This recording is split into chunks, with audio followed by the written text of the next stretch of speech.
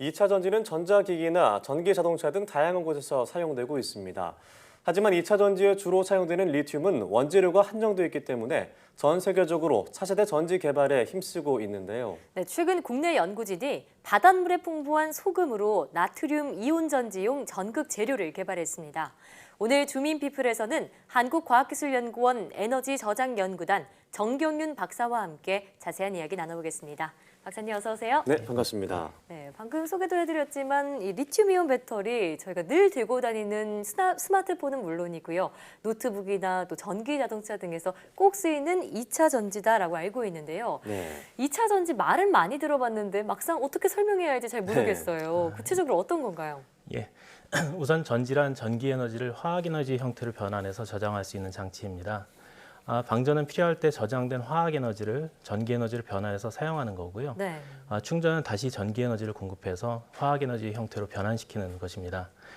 방전을 만약에 한 번만 할 수 있다면 1차 전지라고 부르고요. 통상적으로 저희가 건전지라고 얘기를 하죠. 네. 그리고 여러 번 다시 충전해서 사용할 수 있으면 2차 전지, 우리가 보통 얘기하는 충전지라고 보면 됩니다. 예.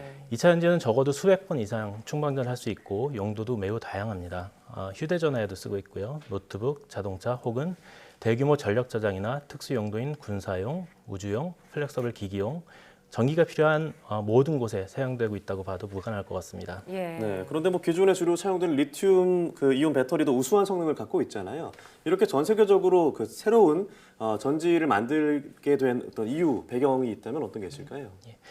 리튬이온 전지는 에너지 밀도가 매우 높고 오래 사용할 네. 수 있기 때문에 현재 상용화된 2차 전지 중에서는 가장 성능이 뛰어난 전지로 알려져 있습니다. 예. 그런데 리튬 이온 전지는 주요 원료인 리튬이 원재료가 한정돼 있고 또 원재료가 한정돼 있다 보니까 우리가 나중에 2차 전지 사용량이 많이 늘어나게 되면 가격이 좀 올라갈 수 있는 그런 그렇겠네요. 가능성이 있습니다. 네.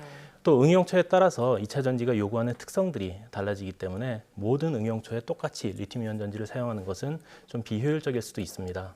따라서 필요에 따라 다른 전지 시스템을 사용하는 게 에너지 밀도, 수명, 경제성, 안전성 등 필요에 따라서 다른 전지를 사용하는 것, 맞춤형 전지를 네. 사용하는 것이 훨씬 효율적일 수가 있고요. 이를 바탕으로 자원 수급의 문제도 어느 정도 완화할 수 있습니다. 그렇군요. 그러니까 갈수록 이 한정된 자원 때문에 가격이 비싸지는 경제적인 문제뿐만이 아니라 여러 가지 안정성 등을 고려해서 대안이 필요하다 말씀하셨는데 나트륨 이온 전지가 그래서 개발이 된 거군요. 어떤 장점을 갖고 있는지 궁금해요. 리튬 대비 나트륨은 지구에 굉장히 풍부한 원소입니다. 네. 우리가 먹고 있는 소금도 나트륨이죠. 네. 예. 그렇기 때문에 나트륨은 자원 수급 문제에 대한 것은 전혀 없습니다. 특히나 우리나라는 삼면이 바다로 둘러싸여 있기 때문에 더욱 유리하다 할 수 그러네요. 있겠죠. 예. 이론적으로 나트륨 이온 전지가 리튬 이온 전지보다 에너지 밀도가 높을 수는 없습니다. 성능 면에서는 조금 떨어질 수 있지만 현재 이 리튬 이온 전지보다 훨씬 저렴한 가격으로 만들 수 있는 그런 가능성이 큽니다. 네. 사실 2차 전지에서 가격이라는 것이 상당히 중요한 요소 중에 하나입니다. 예. 휴대전화처럼 작은 규모에서 사용할 때는 크게 영향을 미치지 않겠지만은 자동차 혹은 그거보다 더 큰 메가와트 아워급 이상의 전력 저장 시장에서는 가격이 매우 중요한 그런 요소로 작용을 하기 때문에 나트륨 전지 개발이 필요합니다. 예. 네, 일단 구하기 쉽다는 게 가장 큰 장점이 아닐까라는 생각이 듭니다. 네. 자, 우리가 먹는 소금의 성분이잖아요, 나트륨이. 자, 개발하셨다고 하니까 정말 신기한데요. 이 소금으로 어떻게 전기를 발생을 하는 건가요? 그러게요. 나트륨 이온 전지는 기존 리튬 이온 전지와 구조가 매우 유사합니다. 네. 간단하게 쉽게 말씀드리자면은 기존 리튬 이온 전지에서 리튬을 빼내고 그 리튬 대신 나트륨으로 바꿔 넣은 거라고 보시면 되는데요. 그런데 나트륨 이온은 리튬 이온보다 이온 반경이 대략 한 1.4배 정도 크기 때문에 예. 분자 구조 내에서 나트륨 이온이 움직이는 것이 훨씬 어려워지게 됩니다. 그렇기 때문에 또 나트륨을 받아들이고 내놓을 수 있는 소재가 상대적으로 한정이 되고요. 네. 현재 나트륨 이온 전지 개발에서 가장 중요한 것은 나트륨 이온을 받아들이고 내놓는 것을 반복할 수 있고 용량, 전압 특성이 우수한 소재를 만드는 것입니다. 이번에 저희가 개발한 것은 소금의 주 성분인 염화 나트륨을 전극 소재로 적용을 한 것인데요. 네. 네. 통상적으로 염화 나트륨은 전지 소재로 사용하기에는 어렵습니다. 그래서 저희가 전기화학적인 활성화 공정을 통해서 염화 나트륨이 나트륨 이온을 받아들였다가 내놓을 수 있게 변형시켜서 전극 소재를 활용할 수 있는 가능성을 높인 것입니다. 예. 쉽게 말하자면 특수한 공정을 통해서 저희가 염화 나트륨에 나트륨이 쉽게 이동할 수 있는 경로를 만들어 놓은 것이라고 보시면 될 것 같습니다. 그렇군요. 저 이렇게 설명을 듣다 보니까 개발하는 과정이 순탄치만은 않았을 것 같다는 생각이 드는데 네.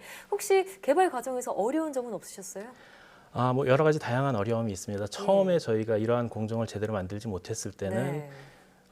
실제 충방전을 해보니까 거의 용량이 나오지 않고 용량이 안 나와요. 예. 어. 그래서 이거를 다양한 방법으로 다양한 공정을 저희가 적용을 해봤고요. 문헌조사나 이런 걸 통해서 어떤 공정을 적용할 수 있는지 그걸 찾아내는 일들이 상당히 오랜 시간이 걸렸습니다. 그러셨군요. 자, 그런 이 노고를 통해서 탄생한 차세대 2차 전지, 이 전지를 통해서 우리나라의 기술력이 얼마나 향상될 수 있을까요?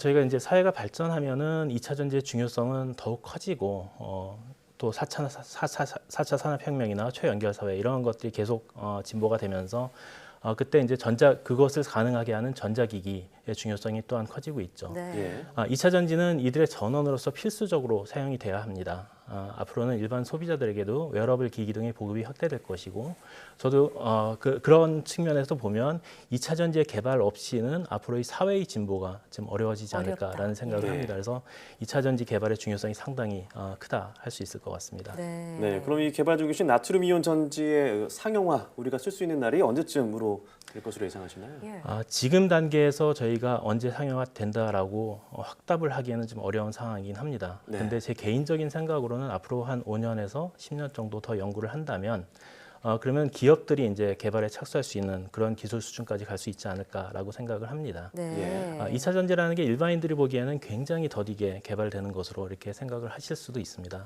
근데 2차 전지는 이제 공정 기술이 상당히 중요한 부분이기도 하지만 더 많은 부분을 차지하는 것들이 소재 기술입니다. 네. 네. 다들 아시는 바와 같이 이 소재 기술이라는 것이 상당히 기술력을 요구하고 또 기술 개발에 시간이 많이 오래 걸리는 그런 영역입니다. 또 경험도 많이 필요하고요. 예.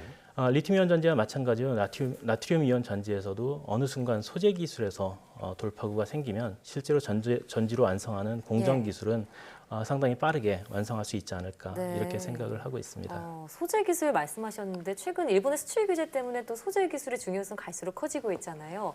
이 나트륨 이온 전지 역시도 소재 기술을 바탕으로 이 차세대 전지로 부각할 수 네. 있는 그런 날 빨리 보기를 저희도 바라겠습니다. 네. 오늘 말씀 고맙습니다. 네, 고맙습니다. 감사합니다.